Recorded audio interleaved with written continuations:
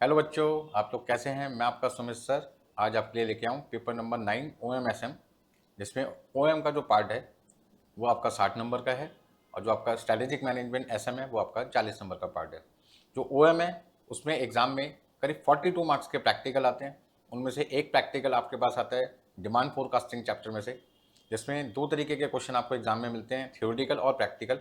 Generally यहाँ पे जो क्वेश्चन आपके पास आता है वो प्रैक्टिकल आता है और थ्योरी आपका MCQ में कवर हो जाता है। तो मैं आपको यहाँ पे सबसे पहले जो 60 नंबर का हमारा OM का पार्ट है उसमें एक प्रैक्टिकल चैप्टर जो मेन रहता है वो है डिमांड फोरकास्टिंग, जिसमें से जनरली कोई ना कोई क्वेश्चन आता ही है। उसमें थ्योरी और प्रैक्टिकल में मैं आपको सबसे पहले थोड़ी देर थ्योरी बताऊंगा, देन उसके बाद एग्जाम में किस तरीके के प्रैक्टिकल क्वेश्चन इस चैप्टर से आते हैं वो मैं आपके साथ में डिस्कस करूंगा। तो सबसे पहले हम बात करते हैं फोरकास्टिंग का मतलब क्या होता है। Forecasting means peeping into the future. मतलब फोरकास्टिंग का मतलब क्या होता है, भविष्य की झलक पाना। मतलब भविष्य में क्या होने वाला है, फ्यूचर में क्या होगा, हम उसके बारे में जानना चाहते हैं। As future is unknown and is anybody's guess, but the business leader in the past have evolve certain systematic and scientific methods to know the future by scientific analysis based on fact and possible consequences। क्या मतलब हुआ, भविष्य के बारे में कोई नहीं जानता, सब अंदाजा लगाते हैं। लेकिन जो हमारे बिजनेस के लीडर्स हैं उन्होंने क्या किया, उन्होंने जो फैक्ट और पॉसिबल कॉन्सिक्वेंसेज हैं उनका साइंटिफिक एनालिसिस करके सिस्टमेटिक एंड साइंटिफिक मेथड्स का डेवलपमेंट किया फ्यूचर को जानने के लिए। और उन मेथड से जिनसे हम फ्यूचर को जानने की कोशिश करते हैं उनको नाम दे दिया गया forecasting. Thus this scientific method of probing the future is called forecasting. Next point, यानी पॉइंट नंबर 2 में आपके पास आता है why production and operation department need forecast. मतलब आपसे पूछा जा रहा है कि जो प्रोडक्शन और ऑपरेशन डिपार्टमेंट है इनको फोरकास्टिंग की क्या जरूरत पड़ती है। प्रोडक्शन और जो आपके ऑपरेशन डिपार्टमेंट्स हैं will produce goods as per the sales program given by the sale department, but for this it has to prepare forecast regarding machine capacity required, materials required and time required for production।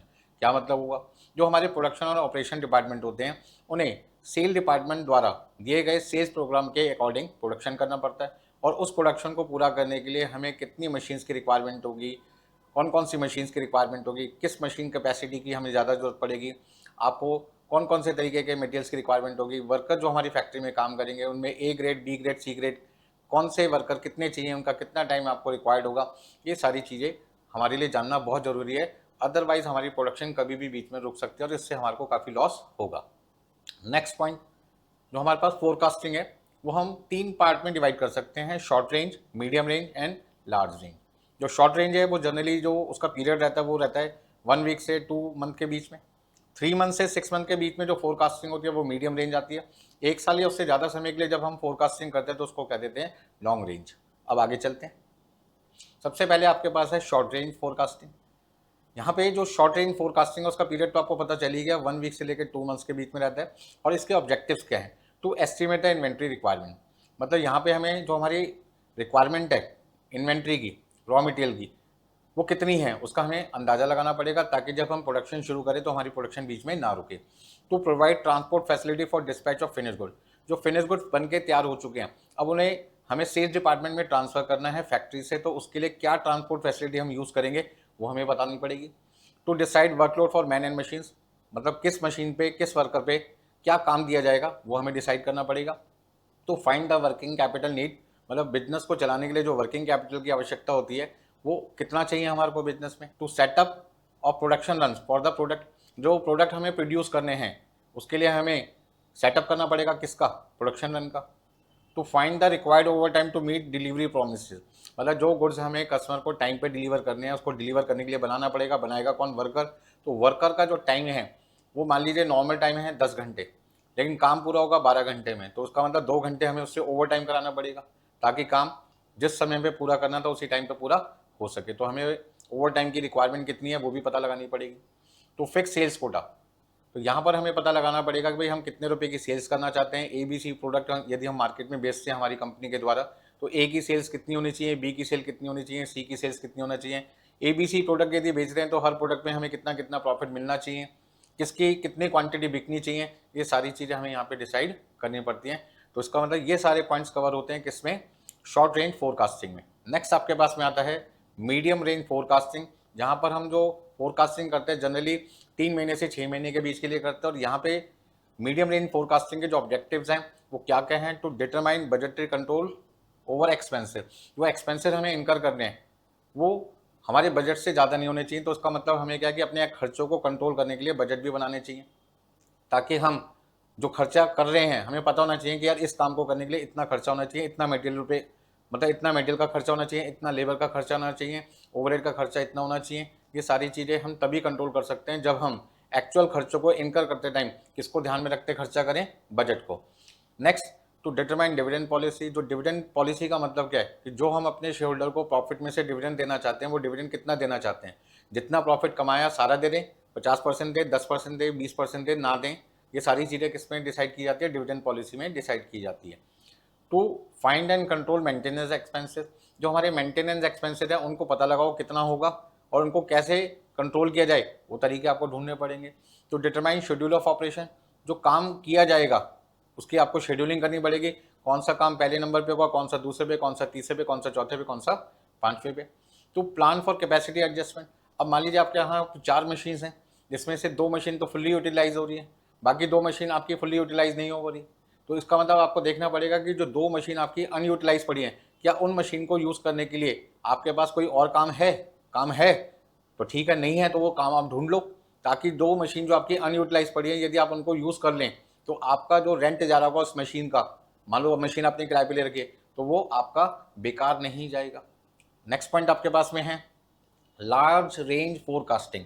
Large range forecasting generally जो होती है वो 1 साल से ज़्यादा समय के लिए की जाती है, मतलब 1 साल या उससे ज़्यादा समय के लिए।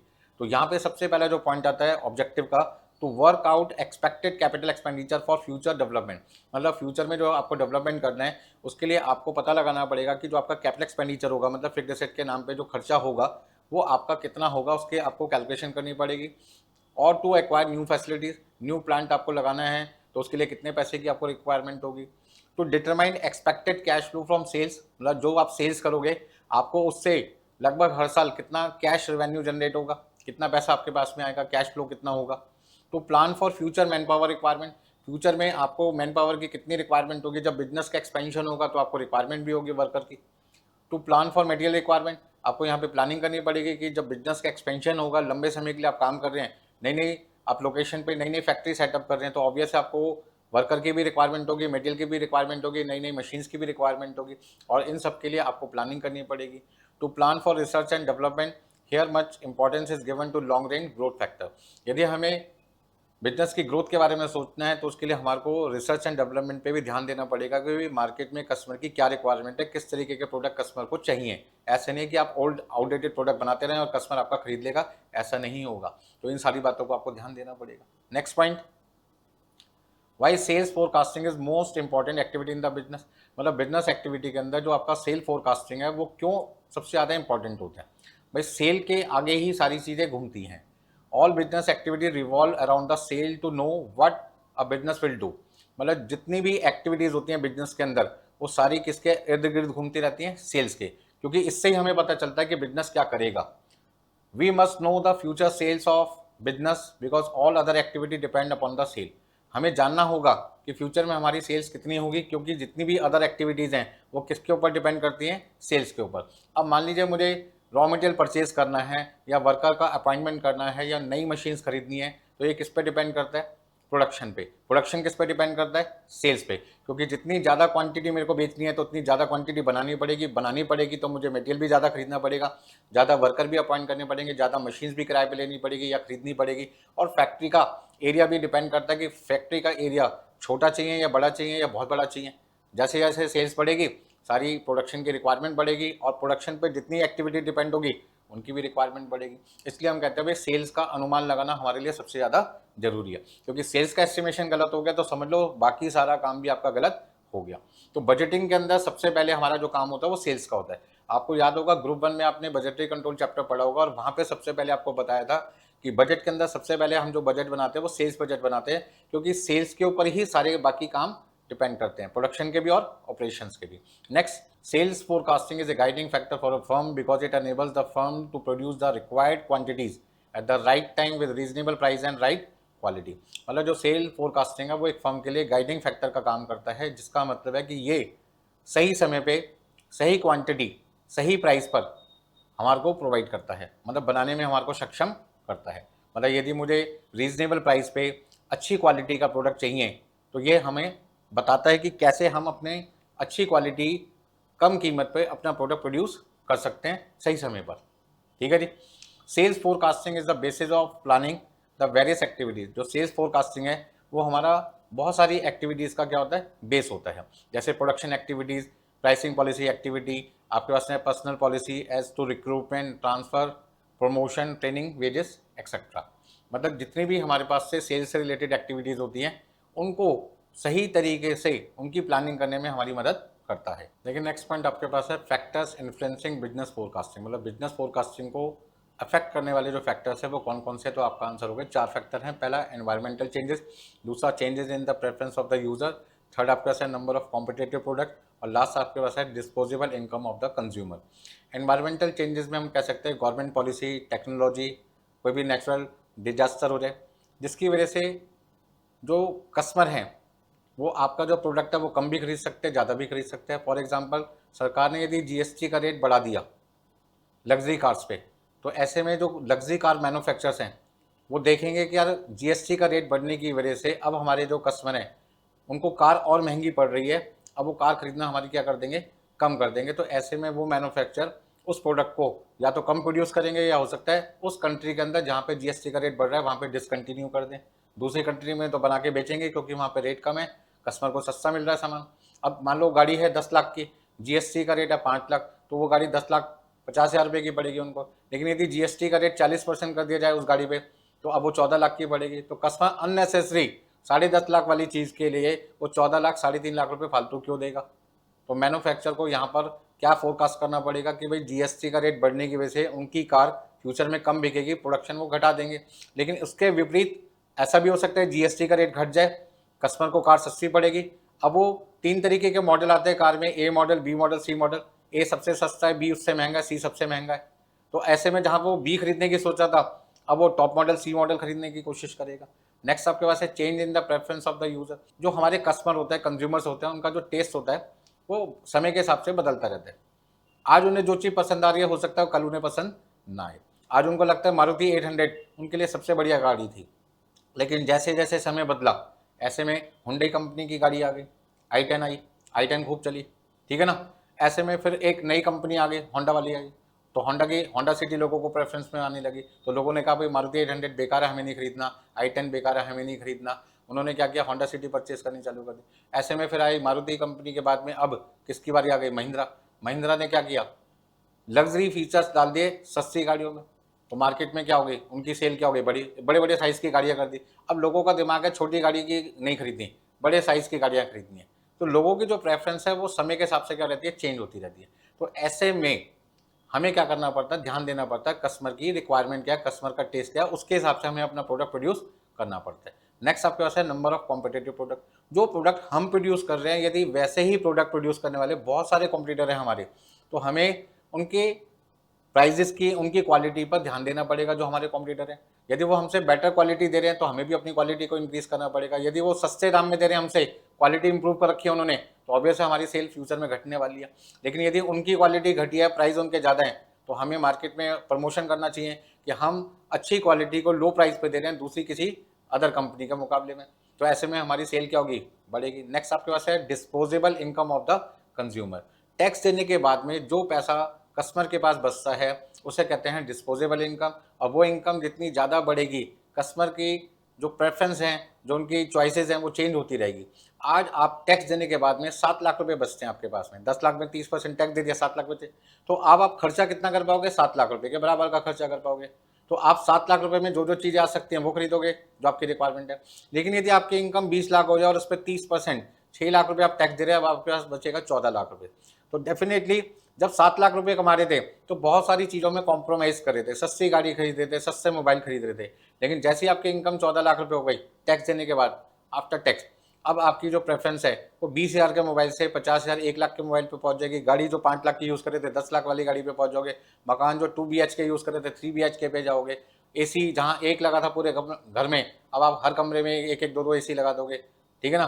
एक एक दो दो एसी का मतलब क्या, यदि ड्राइंग रूम बड़े साइज का है तो वहाँ पे आप एक एक टन के, दो दो टन के दो दो एसी भी लगा सकते हैं, ठीक है ना। ऐसे में जहाँ पे आपके विंडो एसी लगे थे हर जगह आप क्या लगा दोगे, स्प्लिट एसी लगा दोगे, चॉइसेस आपकी क्या हो जाएगी, चेंज हो जाएगी। तो ऐसे में मैन्युफैक्चरर को क्या लगेगा, कस्टमर की डिस्पोजेबल इनकम बढ़ रही है तो उसकी प्रेफरेंस बढ़ेगी, वो लग्जरी आइटम की तरफ शिफ्ट होगा। तो वहाँ पे जो मैन्युफैक्चरर लग्जरी आइटम बनाते हैं वो अपना पैसा इन्वेस्ट करेंगे। फॉर एग्जाम्पल ईवी गाड़ी की तरफ लोग यदि जाना चाहते हैं तो ईवी गाड़ी की तरफ जा सकते हैं। ऐसे में ईवी गाड़ी नॉर्मल गाड़ियों से महंगी होती है, तो मैन्युफैक्चर क्या करेगा, वो देखेगा यार लोगों की इनकम बढ़ रही है, इंडिया के कस्टमर्स की डिस्पोजेबल इनकम बढ़ रही है यहाँ पर, तो वो ईवी जो सेक्टर है उसमें ज़्यादा इन्वेस्टमेंट करेंगे, ज़्यादा प्रोडक्शन करेंगे, क्योंकि उनको पता आज नहीं तो कल लोगों की जो इनकम है वो लगातार बढ़ रही है, तो वो हमारी गाड़ियाँ खरीदेंगे। नेक्स्ट पॉइंट आपके पास में आता है criteria of a good forecasting method, मतलब हमें जब कोई गुड मेथड चूज करना होता है फोरकास्टिंग का तो उसके लिए किन किन चीज़ों को ध्यान में देना चाहिए। तो पहला, एक अच्छी फोरकास्टिंग के लिए हमारा जो मेथड है वो एक्यूरेट होना चाहिए, मतलब वहाँ जो इन्फॉर्मेशन इस्तेमाल हो रही है वो मोर एक्यूरेट होनी चाहिए, क्योंकि यदि इन्फॉर्मेशन एक्यूरेट होगी तो आपकी जो प्लानिंग है, प्रोग्राम्स है, पॉलिसीज है, स्ट्रेटेजीज है, वो बिल्कुल सही तरीके से काम करेगी यदि आपने जो इन्फॉर्मेशन प्रोवाइड की है फोरकास्टिंग के अंदर वो एक्यूरेट है। यदि इन्फॉर्मेशन इनकरेक्ट है तो बिजनेसमैन को फ्यूचर में बहुत लॉस होगा, क्योंकि उसकी सारी प्लानिंग फेल हो जाएगी, सारी कैलकुलेशन उसका गलत आंसर देगी, जैसा उसने सोचा वैसा नहीं होगा। आपने सोचा कि भाई आपके 50 नंबर आने वाले हैं और आए आपके 10 नंबर, 15 नंबर, क्यों? क्योंकि आपने हर क्वेश्चन को टिक लगा लिया, तो ये सोचा टिक लगाने का मतलब है हर क्वेश्चन मेरा ठीक हो रहा है, तो उसका मतलब आपका एस्टिमेशन क्या था, गलत।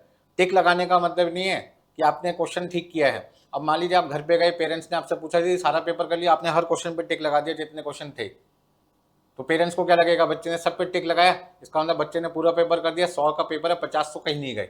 टिक का मतलब ये नहीं होता कि आपने किया है टिक तो उसका मतलब मार्क्स मिल जाएंगे। पता चला कई क्वेश्चन ऐसे थे जिनको तो आपने देखा भी नहीं था फिर भी टिक लगा दिया, उनके मार्क्स थोड़ी आपको मिलने हैं। और जो क्वेश्चन आपने किया था उसमें एक लाइन लिखी, बाकी लाइन आपको आती नहीं थी, फिर भी आपने टिक लगा दिया, तो आपका एस्टिमेशन क्या हो गया, पेरेंट्स का गलत हो गया कि यार मेरे बच्चे ने तो मेरे साथ धोखा किया। ऐसा धोखा आपको नहीं करना, आप केवल उन्हीं क्वेश्चंस को टिक कीजिए जो क्वेश्चंस आपको लगता है 100% आपके पूरे हो चुके हैं। Next point, simplicity. आपका मेथड क्या होना चाहिए, सिंपल होना चाहिए, अंडरस्टैंडेबल होना चाहिए, हर बंदे को समझ में आना चाहिए, उसको एग्जीक्यूट, उसको इस्तेमाल करना आना चाहिए। इकोनॉमिकल मेथड आपका चीपर होना चाहिए, सस्ता होना चाहिए, बहुत कॉस्टली नहीं होना चाहिए। यदि मेथड बहुत कॉस्टली है तो कोई भी पर्सन, आम बंदा उसको परचेज नहीं कर पाएगा, और जब वो परचेज ही नहीं कर पाएगा तो उसे वो यूज़ कैसे करेगा, बेकार जाएगा। Availability, the method should be such for which the relevant information में बी अवेलेबल इमीडिएटली, मतलब मेथड ऐसा होना चाहिए कि जितनी भी रेलिवेंट इन्फॉर्मेशन आपको चाहिए वो आपको आसानी से वहाँ पर मिल सके, विद रीजनेबल एक्यूरेसी, एक्यूरेसी के साथ। Moreover the technique must give quick result and useful information to the management, मतलब आपके पास जो इन्फॉर्मेशन आपको चाहिए वो आप ऐसी टेक्निक का इस्तेमाल कीजिए जो आपको क्विक रिजल्ट दे सके, और इन्फॉर्मेशन जो मैनेजमेंट को चाहिए वो उनके यूजफुल होनी चाहिए। Stability, the data of forecasting should be such wherein the future changes are expected to be minimum, मतलब आप जो डाटा इस्तेमाल कर रहे हैं उसमें चेंजेस हो तो कोई दिक्कत नहीं, लेकिन चेंजेस क्या होने चाहिए, मिनिमम। ऐसा भी ना हो कि आपने एक बार जो डाटा यूज कर लिया वो चेंज ही ना हो पाए, ऐसा भी नहीं होना चाहिए। फिक्स नहीं होना चाहिए, फ्लक्चुएटिंग होना चाहिए, लेकिन इतना भी फ्लक्चुएटिंग नहीं होना चाहिए कि रोज इन्फॉर्मेशन आपकी क्या हो रही है, चेंज हो रही है। चेंज होना स्वाभाविक है। And are reliable for future planning for some time. Next आपके पास है utility, the forecasting technique must be easy, understandable and suitable to the management. Next point आपके पास में है फोरकास्टिंग के कौन कौन से तरीके हैं जो हमारे कोर्स में हैं। अब इसमें दो बातें आती हैं sir, theoretical point of view से तो आपने इतने सारे मेथड बता दिए, survey of buyer expectation method, collective opinion method, moving average method, trend method, executive judgement method, expert opinion method, market test method. यदि थ्योरी की बात है तो ये सारे मेथड के नाम आप बता सकते हैं, लेकिन यदि प्रैक्टिकल की बात है सर, एग्जाम में डिमांड फोरकास्टिंग का एक क्वेश्चन जरूर आता है, हमने कई पास पेपर को चेक किया तो हमने यही पाया कि डिमांड फोरकास्टिंग का एक प्रैक्टिकल क्वेश्चन आता है, लेकिन सर कौन से मेथड का आता है, तो आपका आंसर होगा ट्रेंड प्रोजेक्शन मेथड। तो ट्रेंड प्रोजेक्शन मेथड क्या होता है, अभी थोड़ी देर में हम उसको डिस्कस करेंगे। तो यहाँ पे आपका थ्योरी पार्ट खत्म होता है, अब मैं आपके लिए प्रैक्टिकल पार्ट शुरू करने जा रहा हूँ। बेटा नेक्स्ट पॉइंट आपके पास आ गया फोरकास्टिंग मेथड्स, मतलब कि फोरकास्टिंग करने के कौन कौन से तरीके हैं, कौन कौन से मेथड्स हैं जिससे हम फोरकास्टिंग कर सकते हैं। तो हमारे पास में 7 मेथड्स हैं, जिसमें पहले मेथड का नाम है survey of buyer expectation method, second आपके पास है कलेक्टिव ओपिनियन मेथड, थर्ड आपके पास है मूविंग एवरेज मेथड, फोर्थ आपके पास है ट्रेंड प्रोजेक्शन मेथड, आपके पास है fifth executive judgement method, six आपके पास है एक्सपर्ट ओपिनियन मेथड, और लास्ट आपके पास है मार्केट टेस्ट मेथड। सर क्या ये सारे के सारे मेथड जो आपने अभी नाम बताए हैं इनके प्रैक्टिकल क्वेश्चन एग्जाम में आएंगे? तो इसका जवाब है नहीं। सिर्फ आपके कोर्स में जो प्रैक्टिकल क्वेश्चन आते हैं फोरकास्टिंग के लिए वो आपके पास आता है ट्रेंड प्रोजेक्शन मेथड का। जो बाकी के मेथड हैं उनका यूज़ हम कहाँ कर सकते हैं? थ्योरी में MCQ बनाने के अंदर। जैसे आपसे यदि पूछा जाए भाई फोरकास्टिंग के कौन कौन से मेथड हैं, ए ऑप्शन में लिखा मूविंग एवरेज, बी में लिखा ट्रेंड मेथड, सी में लिखा मार्केट टेस्ट और डी में लिखा ऑल ऑफ द अबव, तो आपका आंसर हो जाएगा ऑल ऑफ द अबव। तो सबसे पहले हम बात करते हैं कि जो ट्रेंड प्रोजेक्शन मेथड आपके सिलेबस में है प्रैक्टिकल के लिए एग्जाम में, उससे रिलेटेड क्वेश्चन कैसे आते हैं और उनको कैसे सॉल्व करते हैं। बट उससे पहले हमें समझना पड़ेगा कि ट्रेंड प्रोजेक्शन मेथड होता क्या है, ठीक है ना। और उसके लिए जो टर्म्स यूज होते हैं उसका नाम है रिग्रेशन। तो सबसे पहले हम बात करते हैं रिग्रेशन का मतलब क्या होता है। रिग्रेशन का मतलब होता है डिपेंडेंस, किसी चीज़ पे डिपेंड होना। And involving estimated the value of dependent variable y from an independent variable x। तो रिग्रेशन टेक्निक जब हम यूज़ करते हैं तो वहाँ पर हमारे पास दो वैल्यूज़ होती हैं, एक जो हमें कैलकुलेट करनी है, एक जो हमें गिवन होती है। तो जो कैलकुलेट करनी होती है उसे कहते हैं डिपेंडेंट वैल्यू, और जो हमें क्वेश्चन में गिवन होती है उसको कहते हैं इंडिपेंडेंट। क्योंकि जो चीज़ हमें गिवन है हम उसे तो चेंज नहीं कर सकते, लेकिन जो चीज़ हमें गिवन है उसके बेस पे यदि कोई नई वैल्यू निकालनी है तो जो वैल्यू हमें निकालनी है वो फ्लक्चुएट कर सकती है। इसका मतलब डिपेंडेंट वेरिएबल कौन है? y, और इंडिपेंडेंट वेरिएबल कौन है? x है। सपोज करते हैं हमारे पास 2026 चल रहा है और 2026 में हमें लगता है जो हमारी सेल है वो ईयर एंड तक हमारी 20 लाख रुपए होगी, ठीक है जी। 2027 में हमारी सेल कितनी होगी, 2028 में कितनी होगी, 29 में कितनी होगी, 2030 में सेल कितनी होगी, हमें नहीं पता। बट हम इसकी फोरकास्ट करना चाहते हैं। बट हमारे पास में 2021, 2022, 2023, 2024, 2025 की सेल वैल्यू पता है। इसका मतलब 2021 से 2025 की जो सेल वैल्यू हमें पता है वो एक्चुअल सेल वैल्यू होगी। उसके बेस पर हमें 2026, 27, 28, 29, 30 जो भी साल की आपको सेल वैल्यू का फोरकास्ट करना है वो हम कर लेंगे। तो इसका मतलब क्या हुआ, जो ईयर है हमारे पास में वो हमें पता है कि हमें कौन से ईयर की सेल कैलकुलेट करनी है, लेकिन सेल वैल्यू कितना अमाउंट होगा वो हमें नहीं पता। इसका मतलब हमें क्या निकालना है? Sale value, that is y निकालना है, जो हमारे लिए डिपेंडेंट वेरिएबल होगा। और हमें क्या गिवन होगा? ईयर गिवन होगा, जिसको हम बोलेंगे एक्स, जो हमारा इंडिपेंडेंट वेरिएबल है जो चेंज नहीं होता, ठीक है ना। सबको पता है 2026 के बाद 27 ही आना है, 27 के बाद 28 आना है, 28 का बाद 29 आना है, 29 के बाद 30 आना है, 30 के बाद 31 आना है, 31 के बाद सीधा 2050 आ जाए, ऐसा संभव नहीं है। चलिए आगे चलते हैं। तो रिग्रेशन में सबसे पहले तो हमें पता चल गया कि हमारे दो वेरिएबल होते हैं, एक डिपेंडेंट और एक होता है इंडिपेंडेंट। निकालना कौन से वेरिएबल की वैल्यू है? डिपेंडेंट की। किसकी मदद से? इंडिपेंडेंट। और वहां पर हमें एक इक्वेशन बनानी पड़ती है जिसको बोलते हैं simple regression, y equal to a plus b x, जिसमें ए और बी की वैल्यू अभी हमें ढूंढनी है। ए का मतलब क्या होता है? इंटरसेप्ट, और बी का मतलब होता है slope of the straight line. तो यहाँ पर हम एक स्ट्रेट लाइन बनाएंगे और स्ट्रेट लाइन बनाने के लिए हमारा जो इक्वेशन होगी उसका मतलब होगा y equal to a plus b x. वहाँ पे a की वैल्यू भी पुट करेंगे, b की वैल्यू भी पुट करेंगे, x की वैल्यू भी पुट करेंगे। जब तीनों वैल्यू पुट करेंगे तो कहीं ना कहीं हमें y की वैल्यू मिलती चली जाएगी, और y की वैल्यू जो इस इक्वेशन से निकलेगी जब हम उस ग्राफ पे उसको प्लॉट करेंगे तो वो एक स्ट्रेट लाइन बनेगी, ठीक है ना। और ये एक तरीके की एवरेज वैल्यू शो करता है। कौन सी वैल्यू शो करता है? एवरेज। एक्चुअल में वैल्यू इससे ज़्यादा भी हो सकती है, इससे कम भी हो सकती है। अब 2027 में, 28 में, 29, 30, 31 में हमारी सेल वैल्यू कितनी होगी हम यहाँ फोरकास्ट कर रहे हैं। जब 2027 एक्चुअल में आएगा और 31 दिसंबर 2027 को मैं आपसे पूछूंगा जी हमारी 2027 की सेल कितनी है, तो मैं एस्टिमेट नहीं करूंगा, उस दिन मैं आपको एक्चुअल बताऊंगा। लेकिन आज यदि मुझसे कोई 2026 में पूछेगा 27 की सेल वैल्यू कितनी है, तो मैं आपको एक्चुअल सेल वैल्यू नहीं बता पाऊंगा। कौन सी बताऊंगा? एस्टिमेटेड, दैट इज फोरकास्ट करके बताऊंगा। तो वो एक्चुअल से ज़्यादा भी हो सकती है, एक्चुअल से कम भी हो सकती है। ये डिपेंड करता है जो हमारे पिछले 4-5 साल की इंफॉर्मेशन हमें दे रखी होगी, हम उसमें ट्रेंड को डेवलप करेंगे, इसलिए मेथड का नाम रख दिया ट्रेंड प्रोजेक्शन मेथड। हम यहाँ पे देखेंगे कि 2021, 22, 23, 24, 25 मतलब कोरोना के बाद, कोरोना का साल था 2020 का, तो बिजनेस में बहुत फर्क पड़ा था। लेकिन जैसे जैसे कोरोना की मेडिसिन मार्केट में अवेलेबल हुई और लोगों का डर खत्म हो गया कि अब कोरोना से डरने की कोई जरूरत नहीं है, तो सारी चीज़ें धीरे धीरे ओपन स्टार्ट हो गई, नॉर्मल हो गया सब, और सेल धीरे धीरे क्या हो गई? बढ़ गई। तो 21 से 22, 22 से 23, 23 से 24, 24 से 25, 25 से 26 हम क्या देख रहे हैं? एवरी ईयर कहीं ना कहीं हमारी सेल क्या हो रही है? बढ़ रही है। तो हमारा जो ट्रेंड है वो कौन सा ट्रेंड है? अपवर्ड ट्रेंड है। तो यहाँ जो मैं क्वेश्चंस आपको सॉल्व करना बताऊंगा वो कौन से ट्रेंड के अकॉर्डिंग बताऊंगा? Upward trend. ये सारी चीज़ें मैं अभी आपको बहुत डिटेल में समझाऊंगा, आपको टेंशन लेने की जरूरत नहीं है। तो सबसे पहले हम बात करते हैं इंटरसेप्ट का मतलब क्या होता है। It is a point on the y axis through which the slope of the line passes. अब ये टेक्निकल लैंग्वेज है जो आपके सामने लिखी हुई है, जब मैं आपको ग्राफ के थ्रू समझाऊंगा तो आपको लगेगा बड़ा सिंपल है, ठीक है ना। और स्लोप यहाँ पे किससे डिनोट किया गया, बी से किया गया, मतलब जो हमारी स्ट्रेट लाइन है उसका जो स्लोप है, उसका जो एंगल है, एंगल को यहाँ पे नाम दिया गया स्लोप। अब ये एंगल क्या होता है, सब चीजें हम डिस्कस आपके साथ में करेंगे। तो find the value of a and b, we use least square method. अब इक्वेशन के अंदर हमें एक्स गिवन है,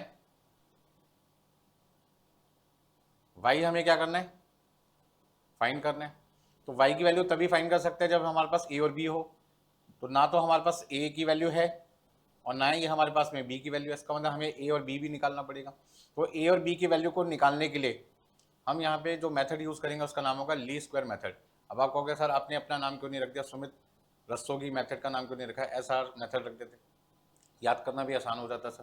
बेटा मेरे नाम से यहाँ पे कोई मेथड का मतलब नहीं बन रहा, लीस्ट स्क्वायर मेथड ही नाम क्यों रखा गया, इसके पीछे क्या लॉजिक है, मैं सारी चीज़ें अभी आपको थोड़ी देर में बताने वाला हूँ। चलिए आगे चलते हैं।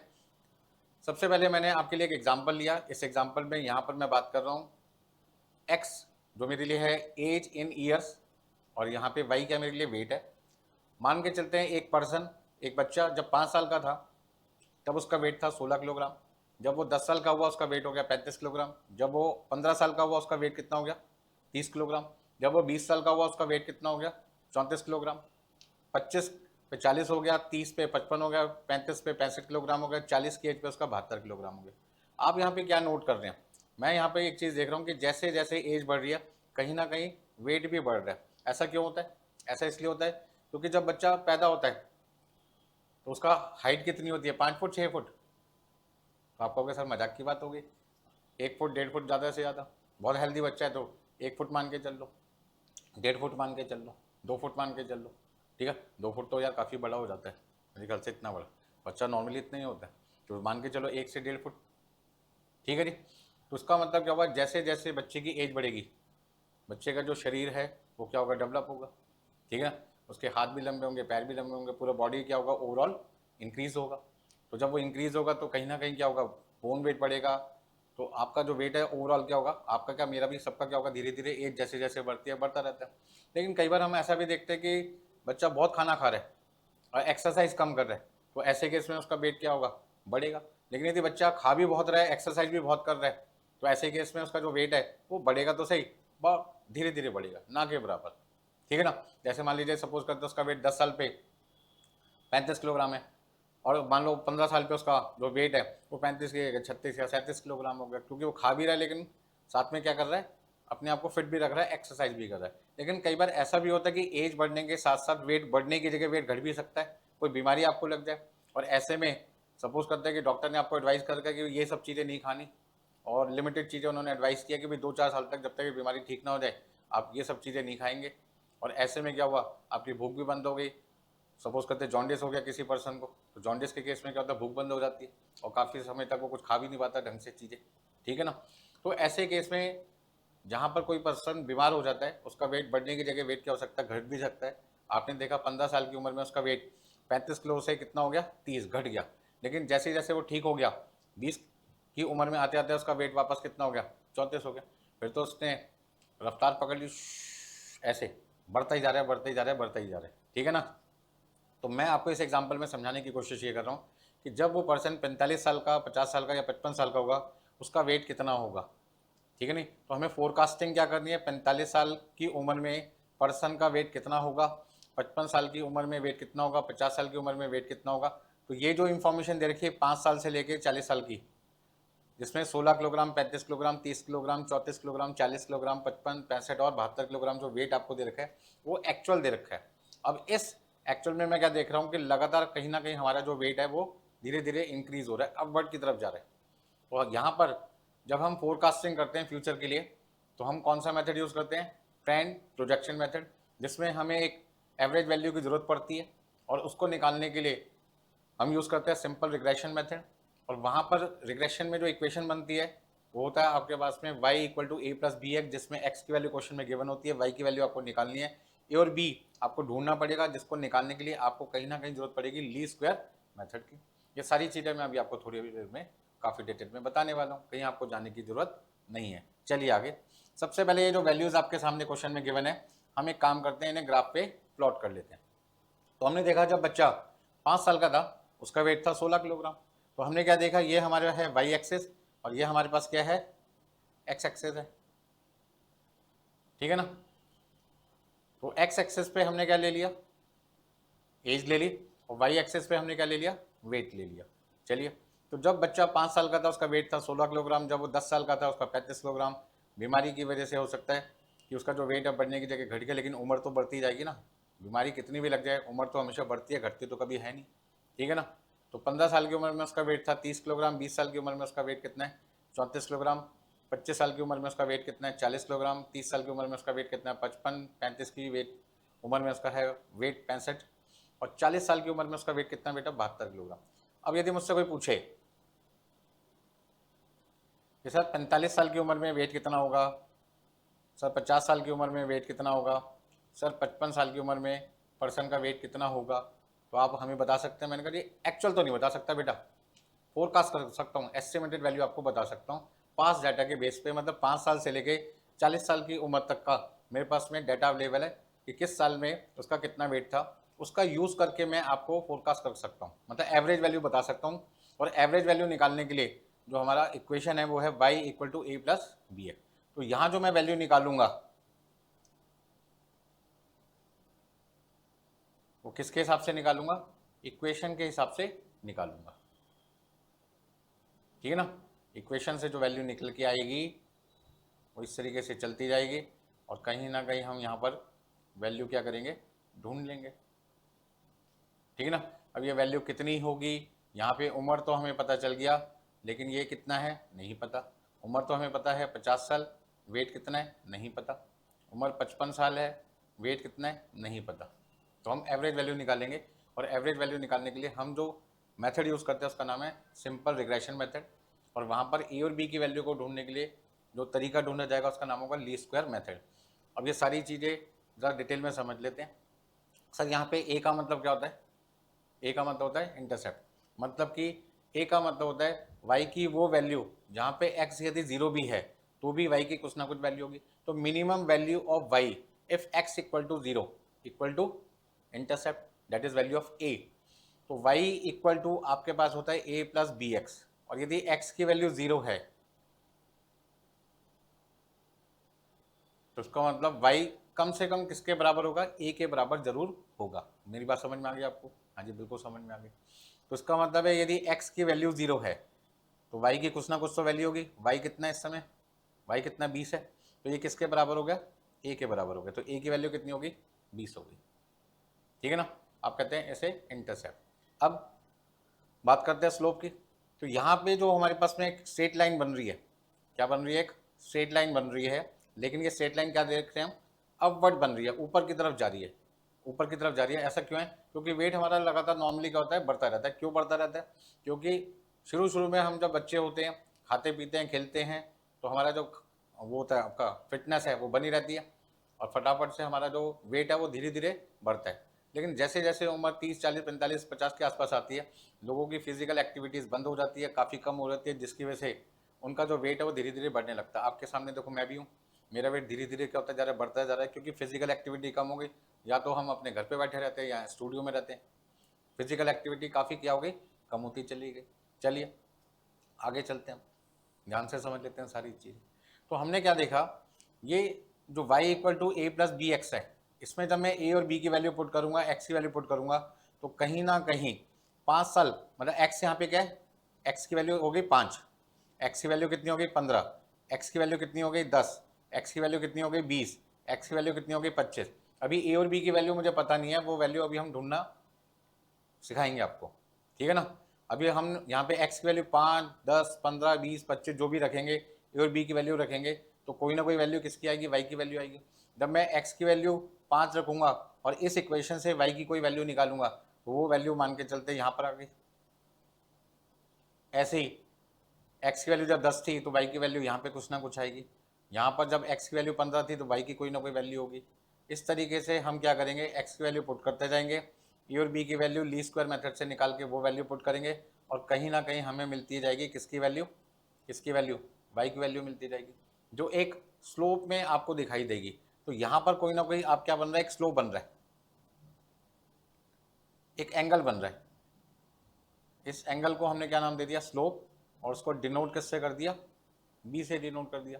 और यहाँ पे जो जीरो से लेके जो भी वैल्यू यहाँ पे आपको दिखाई दे रही है, जहाँ पर आपके पास जो ट्रेंड लाइन है, जो लाइन है, वो वाई एक्सेस पे जहाँ पर इंटरसेप्ट करती है, काटती है, उस वैल्यू को जीरो से यहाँ तक का जो डिफरेंस होता है, डिस्टेंस होता है, उसको हम कहते हैं इंटरसेप्ट, जो ए से डिनोट किया जाता है। तो ए क्या है, ट्रेंड लाइन वाई एक्सिस पे जिस पॉइंट पर मीट करती है, उस पॉइंट से लेके जीरो तक का जो डिस्टेंस होता है उसे इंटरसेप्ट कहते हैं, जो डिनोट किया जाता है ए से।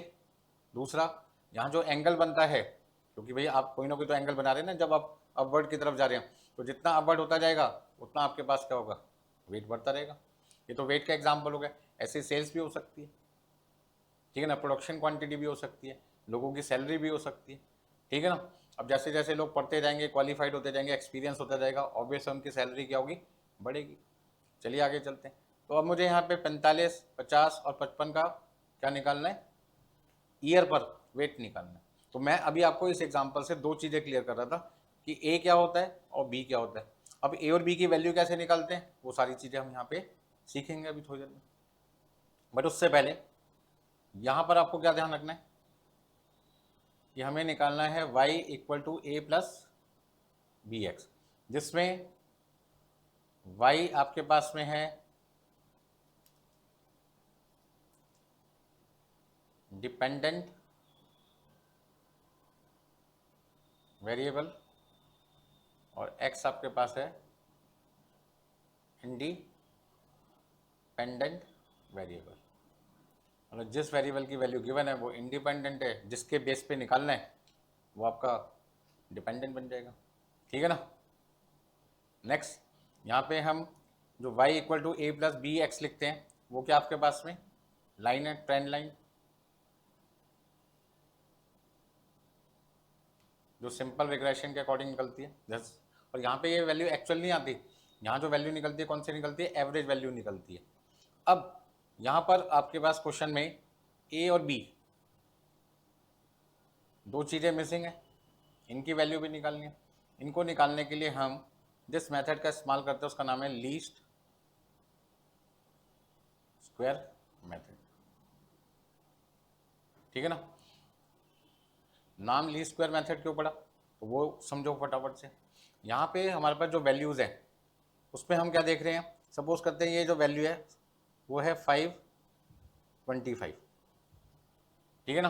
अब आपके पास में हमने सोचा था कि 5 साल की उम्र में बच्चे का वेट कितना होगा, 25 किलोग्राम होगा, लेकिन वेट कितना 16, इसका मतलब वेट अंडर वेट है, मतलब माइनस में है। ऐसे जब हमने सोचा कि भाई जो वेट होगा यहाँ पर सपोज करते हैं 10 साल की उम्र में बच्चे का वेट कितना होगा 30 किलोग्राम, बट उसका कितना हो गया 35 किलोग्राम, तो 5 किलोग्राम क्या हो गया उसका ज़्यादा हो गया। तो कहीं पर वैल्यू कम है, कहीं पे वैल्यू क्या ज़्यादा, इसका मतलब क्या हुआ कि यदि मेरे को डिफरेंसेस को मिनिमाइज करना है, कहीं पे नेगेटिव वैल्यू है, कहीं पे पॉजिटिव वैल्यू है। आप यहाँ पे देखोगे तो +5 है, यहाँ पे क्या है +5, और यहाँ पर क्या है -9 है। 25 और 16 का डिफरेंस क्या होता है, -9 हो गया, मतलब 25 से वैल्यू 16 पे जा रही है, कम हो रही है, -9 हो गया। तो किधर आप कहीं पे तो देखेंगे पॉजिटिव डिफरेंस आ रहा है, कहीं पे डिफरेंस क्या आ रहा है, नेगेटिव। हम डिफरेंसेस को मिनिमाइज करना चाहते हैं, खत्म करना चाहते हैं। तो डिफरेंस को यदि खत्म करना है तो तभी संभव है जब माइनस और प्लस सारी चीज़ें एक जैसी हो जाए। तो जब मैं माइनस का डिफरेंस भी खत्म करना चाहता हूँ, प्लस का डिफरेंस भी खत्म करना चाहता हूँ, मतलब डिफरेंस को खत्म करना चाहता हूँ, तो उसका एक ही तरीका, या तो सबको माइनस बना दो या सबको प्लस बना दो। अब ऐसे में हमने एक तरीका ढूंढा है, इसमें यदि मैं -9 का स्क्वायर कर दूँ तो आपके पास क्या आ जाएगा +81 आ जाएगा, और यदि मैं 5 का स्क्वायर कर दूँ तो भी प्लस आपके पास क्या आ जाएगा 25 आ जाएगा। इसका मतलब या तो सबको माइनस में कन्वर्ट कर दो या सबको प्लस में कन्वर्ट कर दो। तो मुझे एक तरीका समझ में आया कि यदि मैं सभी वैल्यूज़ का स्क्वायर कर दूं तो प्लस ही रहेगा, माइनस भी क्या हो जाएगा प्लस हो जाएगा, और ऐसे में वेरिएशन क्या हो जाएगा खत्म हो जाएगा। इसलिए मेथड का नाम पड़ गया स्क्वायर मेथड। अब लीस्ट का मतलब क्या है, हमें डिफरेंसेस को मिनिमाइज करना है, इसलिए नाम रख गया लीस्ट स्क्वायर मेथड। अब लीस्ट स्क्वायर मेथड से ए और बी की वैल्यू कैसे निकालते हैं उसके लिए एग्जांपल नंबर 2 आपके सामने आने वाला है।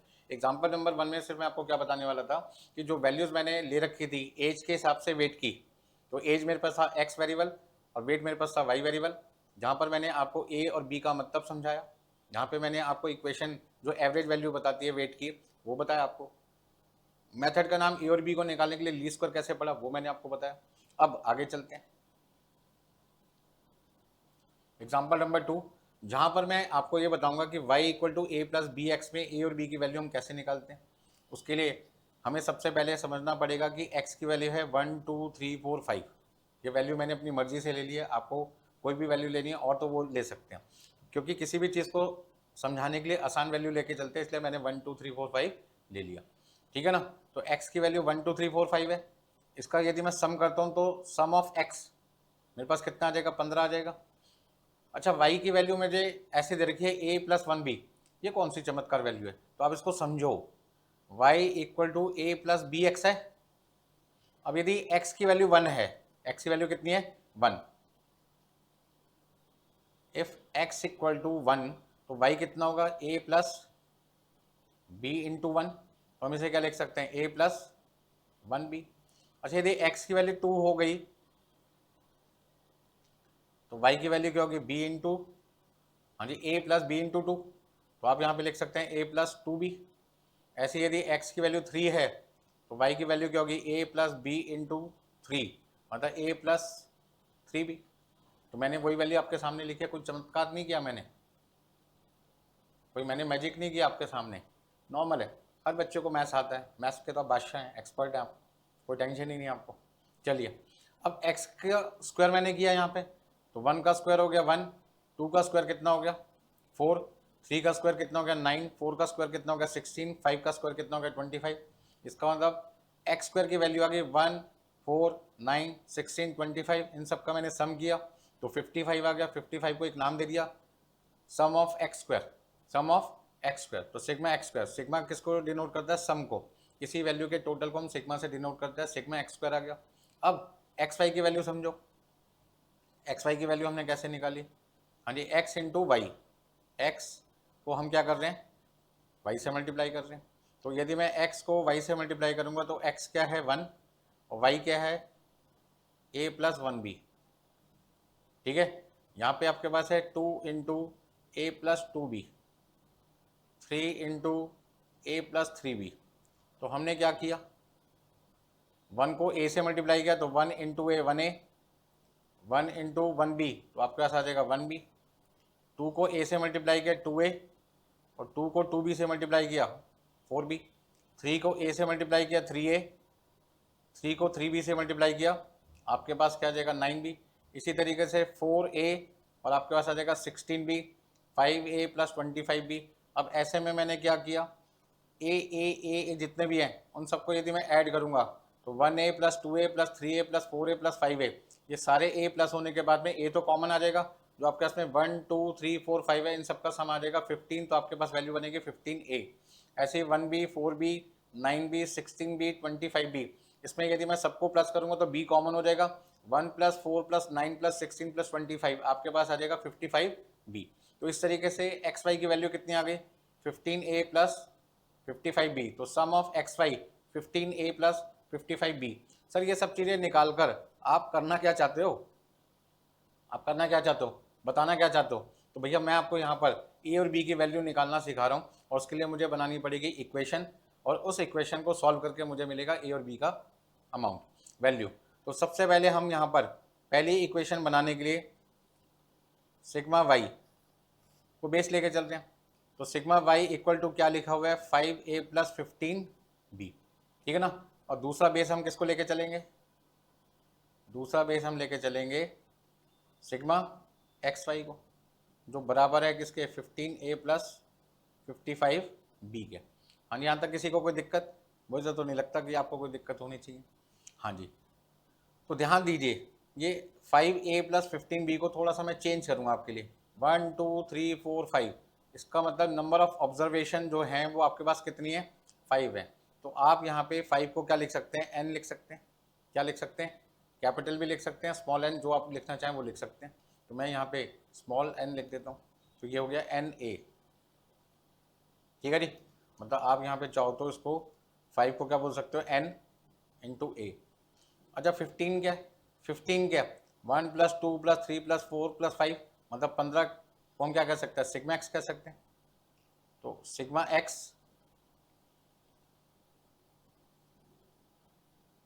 इंटू बी, तो आप यहाँ पे क्या लिख सकते हैं n a plus B sigma x, इसका मतलब सिग्मा वाई बराबर हो गया किसके, n a plus B sigma x के। ये आपकी बन गई इक्वेशन नंबर 1, ठीक है ना। सर यहाँ पे इक्वेशन 1 कैसे बोल सकते हो आप, इसको थोड़ा सा और डिटेल में समझाओ। मान लो सिग्मा वाई की जो वैल्यू है, सिग्मा वाई की वैल्यू यहाँ जो निकल के आएगी वो सपोज करते हैं हमारे पास में 60 दे रखी है। जब मैं यहाँ पे वाई की वैल्यू यहाँ पे लिखूंगा क्वेश्चन में जो हमें दे रखी होगी, जैसे अब आपने देखा था ना 5 साल की उम्र में उसका वेट कितना था 16 किलोग्राम, 10 साल की उम्र में उसका वेट कितना था 35 किलोग्राम। तो वाई की वैल्यू तो क्या होगी, सिंपल वैल्यू दे रखी होगी ना, 16 किलोग्राम, आपका 25 किलोग्राम, 30 किलोग्राम, 35 किलोग्राम, जो भी वैल्यू दे रखी होगी सबको मैं ऐड कर लूँगा तो मेरे पास में वाई सिग्मा वाई की वैल्यू आ जाएगी। तो मैं आपको समझाने के लिए कह रहा हूँ कि फॉर एग्जांपल सिग्मा वाई की वैल्यू कितनी है 60, एन कितना 5 और सिग्मा एक्स की वैल्यू कितनी है 15। तो इसका मतलब यहाँ पे जो इक्वेशन बन रही है जिसे आप इक्वेशन नंबर 1 बोल रहे हैं, उसमें आपके पास में 2 वेरिएबल आ गए ना, ए वेरिएबल और कौन सा आ गया, बी वेरिएबल। ठीक इसी तरीके से मैं एक और इक्वेशन बनाऊंगा और उन दोनों इक्वेशन को आपस में सॉल्व करके किसकी वैल्यू निकाल लूंगा, ए और बी की वैल्यू निकाल दूंगा। तो ये आपको लिखना नहीं है, सिर्फ समझाने के लिए किया था मैंने, ठीक है ना। अब जितना बोला जाए उतना ही लिखना है, बाकी सिर्फ आपको सुन के समझना है। मेरा पढ़ाने का जो तरीका वो ये है कि सबसे पहले मैं जितने भी कॉन्सेप्ट होते हैं उनको काफ़ी डिटेल में समझाता हूँ। ऐसा नहीं कि रट्टा तो की तरह काम किया जाए कि ऐसा होता तो आप रट लो, इसको रटने का कोई मतलब ही नहीं है, क्योंकि रटोगे तो कितने दिन तक रट पाओगे उसको। अब सिग्मा एक्स वाई को हम सिग्मा एक्स वाई ये लिख देते हैं। 15 का मतलब क्या है, 15 का मतलब है सिग्मा एक्स, तो हमने यहाँ पे लिखा सिग्मा एक्स इंटू ए। 55 किसके बराबर है, sigma x square into b. तो यहाँ पर क्या आ जाएगा, ए सिग्मा एक्स और बी सिग्मा एक्स स्क्वायर। अब मान लो सिग्मा एक्स वाई की जो वैल्यू है वो आपके पास है 400, सिग्मा एक्स कितना आपके पास में 15 और सिग्मा एक्स स्क्वायर कितना है 55। तो यहाँ पर भी जो इक्वेशन बनेगी वो ए और बी की फॉर्म में बनेगी, और यहाँ पे भी जो इक्वेशन बन रही थी समझाने के लिए वो भी किस फॉर्म में बन रही थी, ए और बी की फॉर्म में। जब आपकी दो इक्वेशन बन जाएगी तो कहीं ना कहीं आप उसको सॉल्व करके ए और बी की वैल्यू पता लगा लेंगे। हाँ जी बिल्कुल पता लगा लेंगे, तो बचपन से हम करते आ रहे हैं। ग्रुप 1 में हमने कॉस्ट शीट पढ़ी थी, वहाँ पर भी हमने इक्वेशन बना रखी थी क्वेश्चन को सॉल्व करने के लिए, ठीक है ना। जॉब कॉस्टिंग में भी की थी, लेबर कॉस्टिंग में भी की थी हमने। हम तो भैया चैंपियन है, बचपन से ही पैदा जब हुए थे चैंपियन पैदा हुए थे। मैथ्स तो हमें बिल्कुल अच्छे तरीके से आता है, टेंशन लेने की जरूरत ही नहीं है, ठीक है ना। तो इक्वेशन कैसे बनती है वो मैंने आपको सिखा दिया एग्जाम्पल नंबर 2 से। अब इनको कैसे सॉल्व करते हैं, जब हमारे पास एक्चुअल वैल्यूज होगी तब आपको सारी चीज़ें समझ में आ जाएंगी। बात क्लियर होगी। अब मैं आपको यहाँ पे समझाने की कोशिश करता हूँ। क्या देखिए, अभी मैंने आपको बोला कि हमारी दो इक्वेशन है, एक है सिग्मा वाई इक्वल टू आपके पास है n a plus B sigma x. दूसरी इक्वेशन हमारे पास क्या है, sigma x y equal to आपके पास क्या आ जाएगा,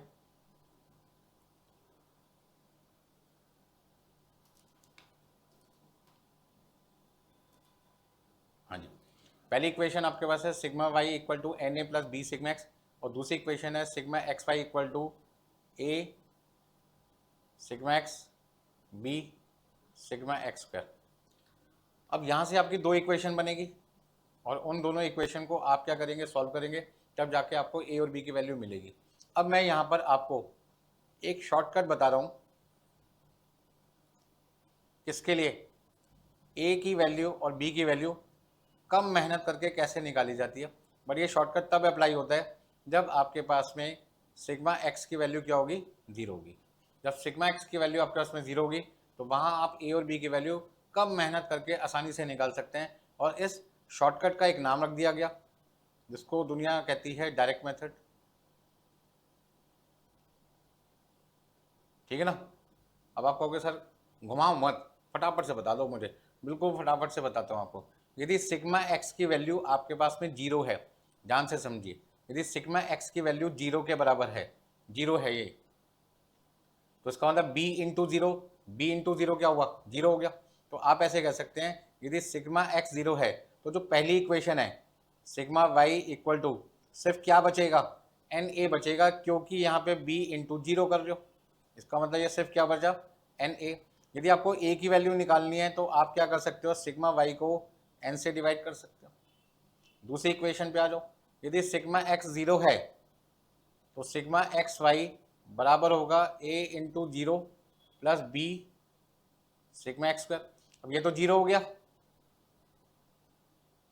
तो आप यहाँ पे लिखेंगे बी सिग्मा एक्स स्क्वायर, तो बी की वैल्यू कितनी आ जाएगी, sigma x Y upon sigma x square. आप फटाफट से नोट कीजिए और मुझे बताइए आपको कितना समझ में आया। कोई दिक्कत है तो आप मुझसे कांटेक्ट कर सकते हैं, ठीक है ना। कोई भी आपको डाउट आता है तो आप इस नंबर पे कांटेक्ट कर सकते हैं, ठीक है ना। चलिए, तो सबसे पहले यहाँ पे शॉर्टकट का नाम क्या पड़ा, डायरेक्ट मेथड। और ये शॉर्टकट कब अप्लाई होता है, ए की वैल्यू निकालने के लिए और बी की वैल्यू निकालने के लिए, जब सिग्मा एक्स की वैल्यू 0 हो। क्या सर हर क्वेश्चन में सिग्मा एक्स की वैल्यू 0 दे रखी होती है?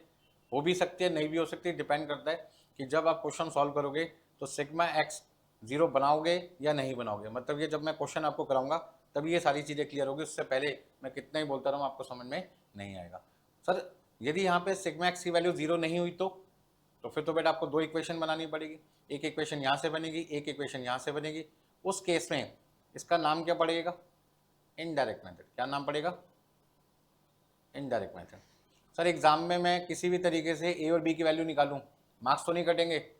यदि मैं ए की वैल्यू इस फॉर्मूले से और बी की वैल्यू इस फॉर्मूले से निकालूं, या फिर मैं दो इक्वेशन बनाकर ए और बी की वैल्यू निकालूं, तो क्या कोई मार्क्स कटेंगे? यार कोई मार्क्स नहीं कटेंगे। ए की वैल्यू इस फॉर्मूले से, बी की वैल्यू इस फॉर्मूले से निकालने का मतलब है कि आप समझदारी से काम कर रहे हो, अपना समय बचा रहे हो, खुद का भी एग्जामिनर का भी। यदि दो इक्वेशन बना रहे हो तो कहीं ना कहीं सिग्मा एक्स की वैल्यू आपकी 0 के इक्वल नहीं है, नॉट इक्वल टू 0 है। ये दो इक्वेशन आपकी कब बनती है, जब आपका sigma x not equal to क्या होता है, 0 होता है। और जब आपका सिग्मा एक्स इक्वल टू 0 होता है तो आपकी दो इक्वेशन, क्योंकि जहां जहां सिग्मा एक्स यूज हो रहा है, जहां जहां सिग्मा एक्स हो रहा है वो 0 हो गया, तो इससे आपके इक्वेशन में जो चीज़ें यूज हो रही है सिग्मा एक्स के नाम की, वो 0 होने की वजह से आप आसानी से ए और बी की वैल्यू कम मेहनत करके निकाल पा रहे हैं। आंसर दोनों से सेम आएगा, चाहे इनडायरेक्ट मेथड यूज करें या डायरेक्ट मेथड यूज करें। बात समझ में आ गई क्लियर? हाँ जी बिल्कुल समझ में आ गई। सर क्या कुछ ऐसे कोई हाँ जी, क्या सर कुछ क्वेश्चन आप हमें कराएंगे जिससे सारे कॉन्सेप्ट जो अभी तक आपने समझाए हैं बिल्कुल क्लियर हो जाए? अरे ये क्लास ही आपके लिए बनाई गई है भाई, मुझे तो आता ही है। अब मैं चाहता हूँ जो नॉलेज मेरे पास है वो मैं आपके साथ शेयर करूँ, तो फटाफट से देखिए। क्वेश्चन नंबर 1 आपके पास आ गया। सबसे पहले जो स्टडी मटेरियल इंस्टीट्यूट ने आपको प्रोवाइड किया, उसमें जो पहला क्वेश्चन है इंस्टीट्यूट के स्टडी मटेरियल में, वो क्वेश्चन से मैं आपकी शुरुआत कर रहा हूँ। सबसे पहले हमने क्या देखा यहाँ पर, हमने देखा यहाँ लिखा है from the following time series data of a sale product the sales for the next 3 years. ठीक है ना। आपको यहाँ पे क्या करना है, जो डाटा आपके पास में गिवन है उसमें आपको एस्टिमेट करना है नेक्स्ट 3 ईयर्स की सेल्स को निकालना है। अब आपको 2015, 16, 17, 18, 19, 20, 21, इसका ना 2022, 2023 और 2024 की आपको क्या निकालनी है, सेल्स वैल्यू निकालनी है। तो ये आपके पास में क्या है, ईयर्स है, और ये आपके पास है सेल्स। तो इसका मतलब 2022, 23 और 24, 3 साल की आपको क्या निकालनी है, सेल्स निकालनी है। और पिछले 15, 16, 17, 18, 19, 20, 21, 7 साल की सेल वैल्यू आपके पास में गिवन है। अब जब भी कोई क्वेश्चन आपका एग्जाम में आएगा, लगभग डिमांड फोरकास्टिंग से एक ना एक क्वेश्चन आपको नॉर्मली मिलता ही मिलता है। ठीक है ना। ये सारी चीज़ें मैंने आपको पहले भी बता रखी है। जब पेपर का पैटर्न क्या आता है, आपका सिलेबस में OM कितने नंबर का है, 60 नंबर का है, SM कितने नंबर का है, 40 नंबर का, सर कितने नंबर का प्रैक्टिकल OM में से आता है, तो मैक्सिमम हम एग्जाम में कह सकते हैं 42 मार्क्स का आता है। सर SM में से कोई प्रैक्टिकल आता है, नहीं बेटा सारी थ्योरी आती है। ठीक है ना। तो हम ये कह सकते हैं 42 नंबर के प्रैक्टिकल हो गए 60 में से, तो बचे 18 नंबर, 18 नंबर की थ्योरी होगी किस में से, आपकी OM में से। 40 नंबर की सारी थ्योरी किस में से, SM में से। तो आपकी मर्जी है, आप प्रैक्टिकल ज़्यादा करें या थ्योरी ज़्यादा करें। तो मिनिमम आपको थ्योरी कितनी करनी पड़ेगी, 18 और 40, 58 नंबर की आपको मिनिमम थ्योरी करनी पड़ेगी। और 42 नंबर के 42 मार्क्स के मैक्सिमम आप क्या कर सकते हैं, प्रैक्टिकल कर सकते हो। प्रैक्टिकल बड़े सिंपल आते हैं। एक प्रैक्टिकल आपका डिमांड फोरकास्टिंग में से आता है, एक असाइनमेंट में से ज़्यादातर पूछते हैं, एक सिमुलेशन में से ज़्यादातर पूछते हैं। ठीक है ना। ऐसे कई चैप्टर है जिनकी जानकारी मैं आपको पहले ही सक्सेस मंत्रा के थ्रू प्रोवाइड कर चुका हूँ। उस लेक्चर को जरूर वॉच करें, चाहे वो MA का लेक्चर हो, चाहे वो आपका OMSM का हो, चाहे वो कॉस्टिंग का है, मतलब किसी भी चैप्टर का, किसी भी सब्जेक्ट का हो सकता है जो मैं आपको पढ़ाता हूँ। तो कॉस्टिंग आपके पास है, OMSM आपके पास है, मैनेजमेंट अकाउंटिंग आपके पास है, FMBDA। इन चारों का मैंने सक्सेस 15 यूट्यूब पे डाल रखा है, उसको जरूर वॉच करें, ठीक है, ताकि आपको ये पता चले यार किस चैप्टर पे मुझे वेटेज ज़्यादा देनी है, किस चैप्टर पे मुझे वेटेज कम देनी है। अब आगे चलते हैं, ठीक है। तो सबसे पहले कोई भी क्वेश्चन जब डिमांड फोरकास्टिंग का आएगा तो फोरकास्टिंग का मतलब होता है कि फ्यूचर में क्या होने वाला है, हमें उसके बारे में जानना है। अब यहाँ पे हम जानना चाहते हैं कि 2022, 23, 24 की 3 साल की सेल कितनी होगी, ठीक है ना। तो उसके लिए हमें सबसे पहले जब सॉल्यूशन करना होगा तो एक टेबल बनानी पड़ेगी, और यहाँ मैंने टेबल में क्या लिखा है, डायरेक्ट मेथड। क्या लिखा भैया, डायरेक्ट मेथड। इसका मतलब मैं यहाँ जब क्वेश्चन सॉल्व करूंगा तो सिग्मा एक्स किसके इक्वल बनाऊंगा, 0 के इक्वल बनाऊंगा, ताकि ए की वैल्यू किसके इक्वल आ जाए, सिग्मा वाई अपॉन एन के इक्वल आ जाए, और बी की वैल्यू कैसे निकलेगी, sigma x Y upon sigma x square, ठीक है ना। ये चमत्कारी ए और बी का फॉर्मूला जो शॉर्टकट बना वो तभी संभव है जब आप सिग्मा एक्स की वैल्यू 0 बना पाएंगे। इसका मतलब मैं ऊपर आपको समझाने के लिए क्या लिख रहा हूँ कि जो टेबल बनेगी, इस टेबल में मेरा एक ही उद्देश्य होगा कि मैं सिग्मा एक्स को 0 बनाऊँ, ठीक है ना।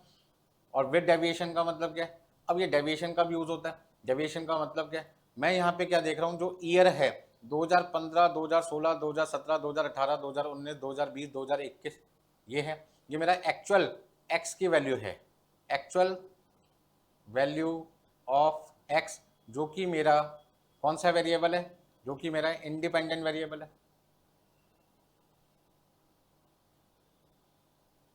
ठीक है ना। अब यहां पे ध्यान दीजिए, यदि मैं 2015 का स्क्वायर करना चाहता हूं तो वैल्यू क्या होगी, बहुत बड़ी हो जाएगी। 2015 इंटू 2015 इक्वल टू मेरे पास जो वैल्यू आएगी वो आएगी 4060225, मतलब कैलकुलेशन बहुत बड़ी हो जाएगी। कैलकुलेशन क्या हो जाएगी, बड़ी हो जाएगी। तो यहाँ पर मैं डायरेक्ट मेथड यूज़ करना चाहता हूँ, पहला पॉइंट, और किसकी मदद लेना चाहता हूँ, डेविएशन मेथड की मदद लेना चाहता हूँ। सर आप निकाल क्या रहे हैं, ए और बी की वैल्यू। क्या निकाल रहे हैं, ए और बी की वैल्यू, ताकि मैं y equal to a plus b x निकाल सकूँ। जब मुझे x की वैल्यू गिवन होगी, a और b की वैल्यू मैं निकाल लूंगा, तो y निकालने में मुझे कोई प्रॉब्लम नहीं आएगी। तो यदि मेरे से कोई बच्चा पूछे कि सर आप इस क्वेश्चन में क्या निकालना चाहते हैं, तो सीधा सीधा मेरा जवाब है, मैं अगले 3 साल की सेल वैल्यू निकालना चाहता हूँ, डेट इज y की वैल्यू निकालना चाहता हूँ, और उसको निकालने के लिए x मेरे पास में गिवन है। अब मुझे a और b की वैल्यू की जरूरत है, और उस a और b की वैल्यू को निकालने के लिए मैं यहाँ पे एक टेबल बना रहा हूँ, जिसमें मैं a और b की वैल्यू इस फॉर्मूले से निकालने के लिए सिग्मा x को 0 बनाना चाहता हूँ। बट यहाँ पे मैं देख रहा हूँ x की वैल्यू बहुत बड़ी है, तो बहुत बड़ी होने की वजह से मेरी कैलकुलेशन टफ हो जाएगी। उस कैलकुलेशन को सिंपल बनाने के लिए मैं x की वैल्यू को छोटा बनाने की कोशिश कर रहा हूँ, जिसके लिए मैं टेक्निक यूज करूंगा डेविएशन मेथड की। तो जब कोई वैल्यू बहुत बड़ी होती है और उसे छोटा बनाना हो तो हम किसकी मदद लेते हैं, डेविएशन की। अब डेविएशन कैसे निकाला जाएगा, तो यहाँ पर हम क्या करेंगे, x को छोटा बनाने के लिए, x में से मीन x माइनस कर देंगे। तो यहाँ पर x की वैल्यू कितनी है, 2015, 2016, 2017, 2018, 2019, 2020, 2021। एक काम करते हैं, यदि मैं इन सबको प्लस कर लूँ, तो मेरे पास में आ जाएगा सम ऑफ कैपिटल एक्स, आ जाएगा मेरे पास में। अब सम ऑफ कैपिटल एक्स कितना होगा, ध्यान से समझना, पहली बात तो समझने में टाइम लगता है। 2015 plus 2016 plus 2017 plus 2018 plus 2019 plus 2020 plus 2021, इन सब का जो सम आ रहा है वो मेरे पास में आ रहा है 14,126। अब यदि मुझे मीन एक्स निकालना है, तो मीन एक्स निकालने के लिए मैं क्या करूंगा, इन सब का जो सम आ रहा है 14,126, उसको 7 से डिवाइड कर दूंगा, नंबर ऑफ ऑब्जर्वेशन 7 है, तो मेरे पास में वैल्यू कितनी आ जाएगी, मेरे पास आ जाएगी 2018। तो इसका मतलब मेरा जो मीन एक्स है वो कितना आ जाएगा, 2018 आ जाएगा। अब मुझे करना क्या है, 2015 में से एक्स की वैल्यू कितनी है, 2018, तो सब में से मुझे 2018 क्या करना है, माइनस करना है। ऐसा करने से x की वैल्यू जो इतनी बड़ी बड़ी आ रही थी वो छोटी सी रह जाएगी।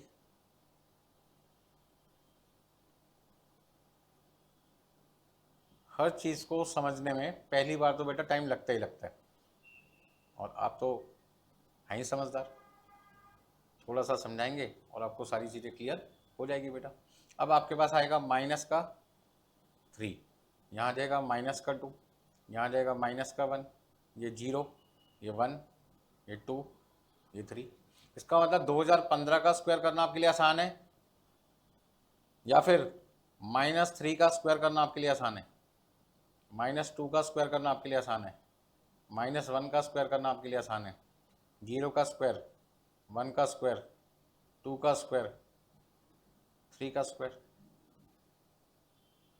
तो हम यहाँ पे क्या देख रहे हैं भाई, -3 का स्क्वायर कितना हो गया 9, यहाँ पे हो गया 4, यहाँ पे कितना है 1। अब कई बच्चे जिनका मैथ सुपर से भी ऊपर होता है वो कहता है सर माइनस तो लिखा ही नहीं आपने। बेटा -3 इंटू -3, तो माइनस माइनस जब मल्टीप्लाई होते हैं तो वो पॉजिटिव हो जाते हैं। तो 9 + 4 + 1 ये बाद में करेंगे, अभी तो मैं -3 का स्क्वायर लिख रहा हूँ। ये 0 फिर 1 2 3, हाँ जी 1 2 3 नहीं लिखना, यहाँ पे आपको लिखना है 1 4 9। तो -3 का स्क्वायर हो गया 9, -2 का स्क्वायर हो गया 4, -1 का स्क्वायर हो गया 1, 0 का स्क्वायर हो गया 0, 1 का स्क्वायर हो गया 1, 2 का स्क्वायर हो गया 4, 3 का स्क्वायर कितना है 9। कई बच्चे कहते हैं सर जब 1 की वैल्यू आपने यहाँ पे 1 ही लिखी है तो 2 की वैल्यू 2 क्यों नहीं लिख रहे? भाई 2 × 2 है तो 4 होगा, 3 × 3 9 होगा, इतना आपको ध्यान रखना है। ठीक है, तो हम यहाँ पर डायरेक्ट मेथड का मतलब है सिग्मा एक्स को 0 बनाकर ए और बी की वैल्यू निकालना चाहते हैं ताकि हमें इक्वेशन बनाकर अपना समय खराब ना करना पड़े। दूसरा पॉइंट, यहाँ पे एक्स की वैल्यू बहुत बड़ी है, उसे छोटा बनाने के लिए हमने क्या किया, डेविएशन टेक्निक की मदद ली।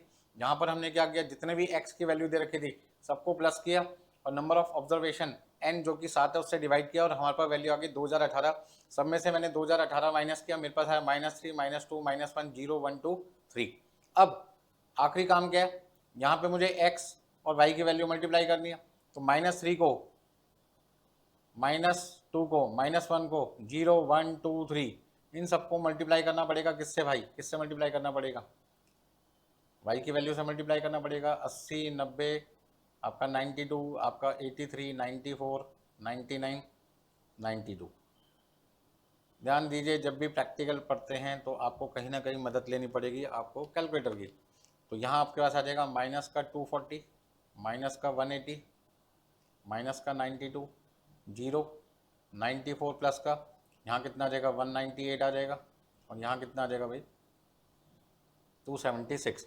एक बार चेक कर लेना यार कहीं गलती हो जाए। 92 × 3। अब मैं देख रहा हूँ कि यहाँ पर 3 वैल्यू आपके पास में नेगेटिव है और 3 वैल्यू आपके पास पॉजिटिव है और मुझे यहाँ पे सम ऑफ एक्स वाई निकालना है। तो सम ऑफ एक्स वाई निकालने के लिए बेटा मुझे क्या करना पड़ेगा, इन नेगेटिव वैल्यू को अलग प्लस करना पड़ेगा, इन पॉजिटिव वैल्यू को अलग प्लस करना पड़ेगा और देखना पड़ेगा लास्ट में किसकी वैल्यू ज़्यादा है। तो 240 प्लस आपके पास है 180 प्लस 92, इसका मतलब माइनस का जो टोटल है वो है -512 और प्लस की वैल्यू कितनी है 94 198 276 आपके पास में है 568। अब 568 में से 512 512 माइनस किया तो आपके पास में सिग्मा एक्स वाई जो सम ऑफ एक्स वाई है वो कितना आ जाएगा 56 आ जाएगा। ऐसे ही यहाँ पे सबकी वैल्यू निकाल लो, -3 -2 -1 इन सब का जो सम है वो आपके पास आ रहा है -6, इन सब का सम आपके पास क्या रहा है +6। अब ये +6 है ये -6 है तो -6 + 6 क्या होता है 0। इसका मतलब आपके पास में सम ऑफ स्मॉल एक्स कितना आ गया 0 आ गया। अब जैसे ही सिग्मा एक्स 0 आ जाएगा मुझे बड़ी खुशी मिलती है कि मेरा ए का amount sigma Y upon n करके और बी की value sigma x Y upon sigma x square करके निकल जाएगी। बात समझ में आ गई? तो कोई भी क्वेश्चन जब एग्जाम में आएगा सबसे पहले आपको क्या देखना है कि एक्स की वैल्यू बहुत बड़ी तो नहीं दे रखी, पहला पॉइंट। बहुत बड़ी दे रखी है तो उसे छोटा बनाओ, ठीक है ना। और छोटा बनाने के लिए हम किसकी मदद लेते हैं, डेविएशन। अब हम डेविएशन की मदद तो ले ही रहे हैं, साथ में हम इस तरीके से डेविएशन की वैल्यू लेंगे जहाँ पे लास्ट में सी जो आपका सिग्मा एक्स है उसकी वैल्यू क्या बन जाए 0 बन जाए। अच्छा कई बार बच्चा कहता है सर मैं यहाँ पे 2018 की जगह 2017 लेना चाहता हूँ। मैंने कहा ले ले भाई, 2017 ले, 2016 ले, 2015 ले, कोई भी वैल्यू ले, फिर लास्ट में तुम्हारा सिग्मा एक्स 0 नहीं बनेगा क्योंकि जब आप 2017 लेके चलोगे तो -2 आएगा पहले, फिर -1 आएगा, फिर 0, फिर 1 2 3 4 आ जाएगा। ऐसे केस में क्या होगा आपके पास में सिग्मा एक्स की वैल्यू 0 के बराबर नहीं आएगी और 0 के इक्वल नहीं आएगी तो आपको यहाँ पे ए और बी की वैल्यू निकालने के लिए 2 इक्वेशन बनानी पड़ेगी और इक्वेशन को सॉल्व करना पड़ेगा और नाम बन जाएगा इनडायरेक्ट मेथड। क्या बन जाएगा भैया, इनडायरेक्ट मेथड। क्या सर आप हमें इनडायरेक्ट मेथड से भी क्वेश्चन सॉल्व करके बताओगे? बिल्कुल बताऊंगा, मैं आपको हर चीज सभी मेथड से करके बताऊंगा ताकि आपको कोई दिक्कत ना आए। बात समझ में आ गई? हाँ जी बिल्कुल समझ में आ गई। सर अब आगे चलते हैं, इन सब का टोटल करके बताओ भैया, ताकि सिग्मा मुझे वाई मिल सके। 80 प्लस मेरे पास है 90 plus 92 plus 83 plus 94 plus 99 plus 92 equal to 630। ऐसे यहाँ पे कितना आएगा? 9 प्लस 4 प्लस 1 आपके पास हो गया 14, 14 प्लस 14 कितना हो गया 28, क्योंकि यहाँ पे सारे के सारे क्या पॉजिटिव हैं, इसलिए इसका नाम पड़ा least square method. Least square method में हम क्या कर रहे हैं कि जो वैल्यू नेगेटिव थी उसको भी पॉजिटिव कर रहे हैं, पॉजिटिव तो पॉजिटिव रहता है, ताकि वेरिएशन क्या हो जाए, खत्म हो जाए। या तो सबको नेगेटिव बनाओ या सबको पॉजिटिव। अब हमने एक ऐसी टेक्निक ढूंढी जहाँ पर पॉजिटिव तो पॉजिटिव रहेगा, नेगेटिव भी क्या हो जाएगा, पॉजिटिव होगा, झगड़ा आपके लिए क्या हो जाएगा, खत्म हो जाएगा। चलो अब फटाफट से हमें यहाँ पे वैल्यू किसकी निकालनी है, ए और बी की वैल्यू निकालनी है। तो हम क्या देख रहे हैं, जो हमारे पास में सिग्मा एक्स है वो आपके पास कितना है, 0। तो ऐसे में हम ए की वैल्यू किसके बराबर लिखेंगे, sigma Y upon n. Sigma y की वैल्यू कितनी है आपके पास में, 630 है, एन कितना है 7, और आपके पास वैल्यू कितनी आ जाएगी 90। अच्छा बी की वैल्यू निकालने के लिए sigma x Y upon sigma x square, ये आपके पास है 56, ये आपके पास है 28, आपके पास कितना आ जाएगा 2। अब क्वेश्चन में आपको करना क्या, सॉल्यूशन निकालना है। सॉल्यूशन आपका मेन यहाँ से स्टार्ट होता है, computation of sales value for next 3 years. भाई हमें अगले 3 साल की सेल्स वैल्यू निकालनी है। अब ध्यान दीजिए, सेल वैल्यू निकालने के लिए हमारे पास में y equal to a plus b x, ये हमारा इक्वेशन है जहाँ पे हमें y की वैल्यू निकालनी है। y हमारे लिए क्या है, सेल्स वैल्यू है, और x हमारे लिए क्या है, x हमारे लिए क्या है, ईयर है। ए हमारे पास क्या है, इंटरसेप्ट, और b हमारे पास क्या है, स्लोप। तो स्लोप है 2, इंटरसेप्ट कितना है a 90। अब ध्यान दीजिए, यदि मेरे को 2022 की सेल निकालनी है, और सेल्स वैल्यू निकालने का फॉर्मूला आपको पता ही है। तो यहाँ पे ए की वैल्यू कितनी है 90 प्लस 2 इंटू स्मॉल एक्स, ये ध्यान रखना ये कौन सा एक्स है, स्मॉल एक्स है, स्मॉल एक्स, ठीक है ना, जो किसके बराबर होता है, ये स्मॉल एक्स हम कैसे निकालते हैं, एक्स माइनस एक्स बार। बस ये ध्यान रखना, जब आप डेविएशन मेथड यूज करते हैं तो एक्स की वैल्यू 2015, 2016, 2017, 2018 नहीं लेनी, ठीक है ना, आपको क्या लेना है, एक्स माइनस एक्स बार। अब यहाँ पे यदि मैं 2022 बेस लेके क्वेश्चन सॉल्व कर रहा हूँ, 2022 का आंसर निकालना है, तो यहाँ पे मुझे लिखना पड़ेगा 2022 माइनस मीन एक्स, और मीन एक्स की वैल्यू कितनी थी हमारे पास में, 2018 थी क्वेश्चन में जो हमने सॉल्व की थी, ठीक है ना। तो यहाँ पे कितना आएगा 90 प्लस 2, अब 2022 में से 2018 आपने हटा दिया, आपके पास कितना आएगा 4, तो 90 प्लस 8 आपके पास कितना आ जाएगा 98 आ जाएगा। हाँ जी, कोई दिक्कत है इसमें किसी को नहीं। अब 2000 यदि मुझे 23 का आंसर निकालना है तो यहाँ पे लिखेंगे 90 प्लस 2 इंटू 2023 माइनस 2018, ठीक है ना। तो आपके पास आएगा 90 प्लस 2 मल्टीप्लाई बाई आपके पास कितना है 5, तो 90 प्लस 10 आपके पास कितना आ जाएगा 100। 2000 यदि मुझे 24 का आंसर निकालना है तो 90 प्लस 2 इंटू 2024 में से 2018 माइनस किया, आपके पास आ जाएगा 90 प्लस 2 इंटू 6, 90 प्लस 12 आपके पास आ जाएगा 102। अब वैल्यू जो सेल्स की है वो रुपीज़ में है तो रुपीज़ लिख देंगे, लैक्स है तो रुपीज़ इन लैक्स लिख देंगे, करोड़ में है तो रुपीज़ इन करोड़ लिख देंगे, मिलियन है तो रुपीज़ इन मिलियन लिख देंगे। जो भी हमें क्वेश्चन में इंफॉर्मेशन दे रखी होगी उसके हिसाब से हम अपना क्वेश्चन सॉल्व करेंगे। तो मेरे ख्याल से आपको सारी चीज़ें समझ में आ गई होंगी। यहाँ मैंने सबसे पहले क्या किया, एक आपके लिए टेबल बनाई, टेबल को समझ लो। सबसे पहले जो एक्स ओरिजिनल हमें दे रखा है वो हमने लिखा, फिर हम स्मॉल एक्स निकालेंगे, स्मॉल एक्स तो निकालेंगे, उसमें हमें करना क्या है, एक्स में से एक्स बार का मतलब मीन माइनस करना है। मीन कैसे निकालना है, जितने भी एक्स की वैल्यू दे रखी है उनको प्लस करेंगे और नंबर ऑफ ऑब्जर्वेशन से डिवाइड कर देंगे तो आपके पास आ जाएगा मीन। मीन की वैल्यू आपने माइनस कर दी तो आपके पास में स्मॉल एक्स आ जाएगा, और स्मॉल एक्स आने के बाद आप यदि इनका सम करोगे तो आपके पास क्या आ जाएगा, सिग्मा एक्स की वैल्यू 0। इसलिए हम यहाँ पे इसका नाम लिखते हैं डायरेक्ट मेथड विद डेविएशन। मतलब डेविएशन का मतलब एक्स की वैल्यू को छोटा बनाना, और डायरेक्ट मेथड का मतलब इस तरीके से छोटा बनाना कि सिग्मा एक्स की वैल्यू 0 आ जाए, ताकि ए और बी की वैल्यू बनाने के लिए, निकालने के लिए हमें इक्वेशन बनाने की जरूरत ना पड़े। फटाफट से A equal to sigma Y upon N और बी की वैल्यू निकालने के लिए sigma x Y upon sigma x square करके हम अपना आंसर निकाल देंगे।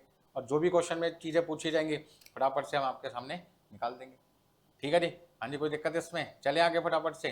बिल्कुल, देखिए भाई, हाँ जी, नेक्स्ट आपके पास है क्वेश्चन नंबर 6। जो स्टडी मटेरियल आपको मिलेगा हमारी तरफ से सुमित्रा सू की क्लासेस से, उसमें क्वेश्चन नंबर 6 आपको दिखाई देगा, जो जून 2009 में आ चुका है एग्जाम में। यहाँ पर लिखा हुआ है the annual sales of TV set by a dealer in Delhi are as under. यहाँ पे आपके पास में 2004, 2005, 2006, 2007, 2008 आपको दिखाई दे रहा है। सेल्स आपके पास है 3 और यहाँ पे लिखा है 1000 यूनिट्स। इसका मतलब जो सेल है वो रुपीज़ की जगह क्वांटिटी में दे रखी है। 3000 यूनिट, 14000 यूनिट, 36000 यूनिट, 4000 यूनिट और 33000 यूनिट। आपसे क्वेश्चन में पूछ रहे हैं fit a trend linear trend equation to the sales figure and estimate the sale for year 2009। मतलब मुझे यहाँ पे 2009 की सेल्स कैलकुलेट करके दिखानी है। अब देखो सेल्स कैसे निकलेगी, उसके लिए सबसे पहले मुझे अपने आप को समझाना पड़ेगा कि भाई मैं कौन सा मेथड यूज़ करके आंसर निकालना चाहता हूँ। मतलब मुझे वाई की वैल्यू निकालनी है जिसमें मुझे ए बी एक्स का इस्तेमाल करना है। अब यहाँ पे मैं एक्स कौन सा रखना चाहता हूँ, कैपिटल एक्स रखना चाहता हूँ या स्मॉल एक्स रखना चाहता हूँ। यदि मैं स्मॉल एक्स रखूँगा तो मतलब डेविएशन मेथड यूज़ कर रहा हूँ। यदि मैं स्मॉल एक्स ले रहा हूँ मतलब डेविएशन यूज़ कर रहा हूँ। साथ में मैं ए की वैल्यू इस फॉर्मूले से निकालना चाहता हूँ और बी की वैल्यू इस फॉर्मूले से निकालना चाहता हूँ। तो मुझे यहाँ पर सिग्मा एक्स जो है वो 0 बनाना पड़ेगा। हाँ जी, सिग्मा एक्स को 0 बनाना पड़ेगा। तो सिग्मा एक्स को 0 बनाने का मतलब क्या है, जो एक्स है वो किसके बराबर होता है, एक्स माइनस एक्स बार। तो उसका मतलब मेरे को मीन एक्स लेना पड़ेगा। मीन एक्स कैसे निकलते हैं, जितने भी एक्स हैं उनका सम कर लो और नंबर ऑफ ऑब्जर्वेशन से डिवाइड कर दो। तो 2004, 2005, 2006, 2007, 2008। अब 2000 को तो प्लस करने की जरूरत नहीं है, 2000 तो 5 बार दे रखा है, तो 5 को 2000 से मल्टीप्लाई करूंगा 10,000 आ जाएगा। आपको सिर्फ क्या करना है, 4 + 5 + 6 + 7 + 8 मतलब 30 आ गया। 30 और 10,000 तो 10,000 30 हो गया। 10,000 30 को आपने डिवाइड किया 5 से तो आपके पास आ जाएगा 2006। इसका मतलब आपके पास में जो मीन एक्स है वो आ जाएगा किसके इक्वल, हाँ जी, मीन एक्स किसके इक्वल आ जाएगा, 2006 के बराबर आ जाएगा। मतलब 10,030 को आपने डिवाइड कर दिया 5 से, आपके पास जो वैल्यू आएगी वो आएगी 2006। इसका मतलब सब जगह मैंने 2006 से माइनस किया।